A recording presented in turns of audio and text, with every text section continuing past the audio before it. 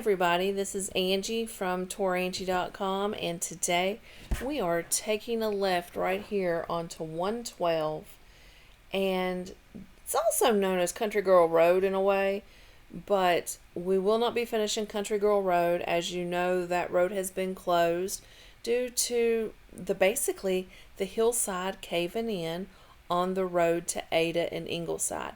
So we will be taking a ride up here and going through Ada and maybe a little bit into Ingleside. I'm not exactly sure where the border of the two little towns are. So this video will stop at Interstate 77, the exit ramp there. So the next video will be more of an Ingleside talk. But both Ada and Ingleside are known to be near the East River. East River goes into Giles County. And the railroad, we're right beside the railroad tracks, and the railroad plays a huge part through Ada and Ingleside, especially way back in history. I'm finding articles written in 1909 asking for some help with some train trestles being built by Norfolk and Western Railroad. That's been pretty interesting.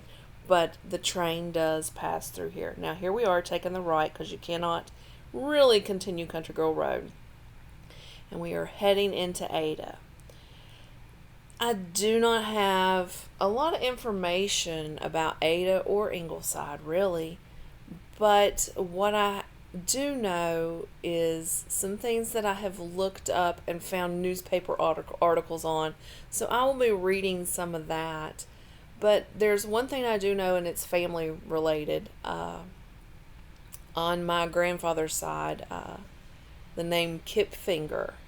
So my grandfather's grandfather, I believe, or my grandfather's father. It's one of the two. I'm not very great with the whole ancestry thing. Haven't done a lot of research on that. But I always heard stories that he took the train from New York to Ada and got off at the train stop in Ada. And it was said that the first woman that he saw at the Ada train station, he married. And that's what he did. So I've always grew up hearing that story there at the Ada train station. So that proves that Ada was a train stop or a place to get off, whatever, for this area. And right here on the right is the train, just right beside us. So I'm not actually sure where the train station was, but I'm sure it was real close to this area. The only information I really have on Ada is that it is supposedly named Ada after a little girl that used to live here. So I'm sure that was from a very, very long time ago. But that is really the only information I have, except it's like 4 miles away from Bluefield. Anyway, now what I'm going to read to you now is something that I went just looking to see if I could find any Ada or Ingleside information. I was not having any luck, so I found some newspaper articles. So I kind of tracked a story down from 1915, I believe. And I'm just going to read you from some of the newspaper articles, something that happened in this area. This newspaper article came out November 17th, 1915, and it is about a murder that happened in the Ada Ingleside area. And I continued looking through newspaper articles in and around November of 1915 to find out a little bit more. And there is more information on it too as the days passed. But I wanted to read you some of this. Daughter of Bluefield streetcar motorman killed by husband near Ingleside. Details of crime are shrouded in mystery. None of the neighbors seem to know any more than the tragedy occurred about 4 p.m. and the couple had a stormy life. The Bluefield police force was called by telephone from Ingleside last night and asked to meet train number 7, which arrived at 7:30 to capture John Corner, who was supposed to be on the train, for the murder at Ingleside yesterday afternoon of his wife. The train was met by the police, but the conductor advised them that Corner had not boarded his train. The conductor said that only one man boarded the train at Ingleside, and it was this man whom the depot agent there took to be Corner.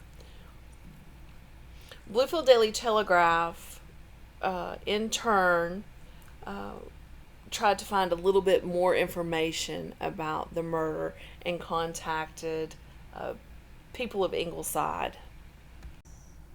What Bluefield Daily Telegraph did find out, I'm going to read this section of it to you, was that he was employed as a tenant on the farm of C.W. Mills between Ingleside and Ada, and while Ingleside was his post office, it appeared that he was better known to be a resident of Ada than at Ingleside.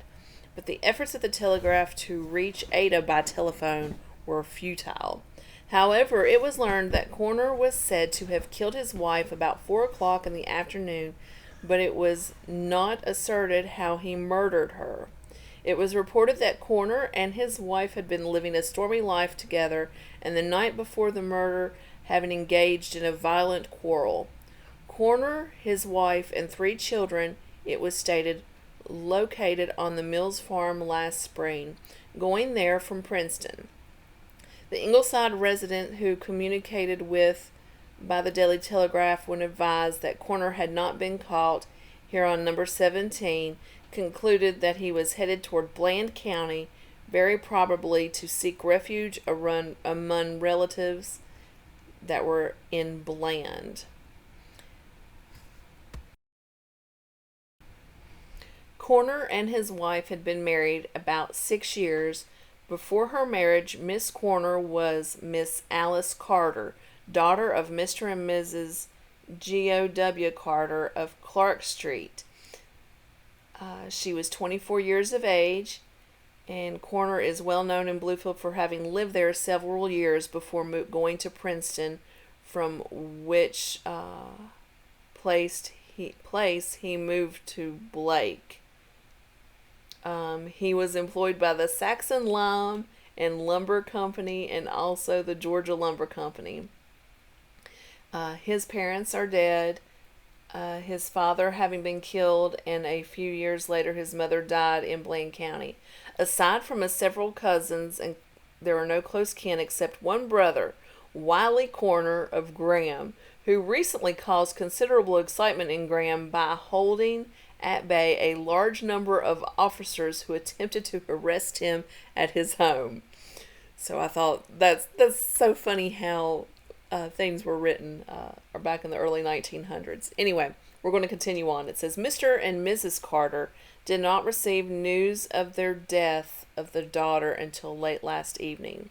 Warrants have been issued by Squire J.A. Chambers and placed in the hands of officers and deputies for execution. When Corner did not arrive in Bluefield on train number 17 last night, a posse was formed, and they left around 8 o'clock in an automobile for Princeton. Several persons went to Graham to be on the lookout for Corner in case he should attempt to seek refuge at his brother's home.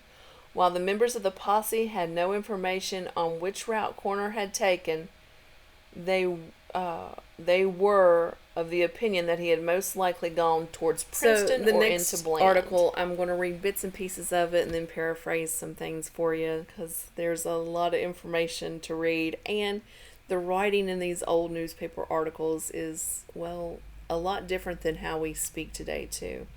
So that's why there'll be a lot of paraphrasing. But so John Corner never left Ingleside, or not at that point. He went to Mr. and Mrs. Thornton's house, asked for work because he had worked there 2 years before, and helped Mr. Thornton build a fence. Well, then Mr. Thornton went to the store in Ingleside, and that is when he found out that John Corner had killed his wife. So he went back to the house to help arrest Corner since he had stayed the night there. But when he got there, Corner had left. So the posse that the police sent out to arrest him let the dogs out from Thornton's home across East River Mountain onto Clear Fork in Bland County, a distance of about 7 miles, to a lumber camp where 30 people were employed. At this point, after the lead of the hounds showed that the fugitive had turned back across East River Mountain again, his trail was lost, which could never again be picked up.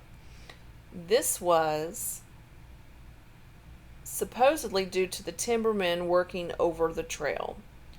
Until the lumber camp was reached, Corner's trail was so fresh that even the footprints could be seen.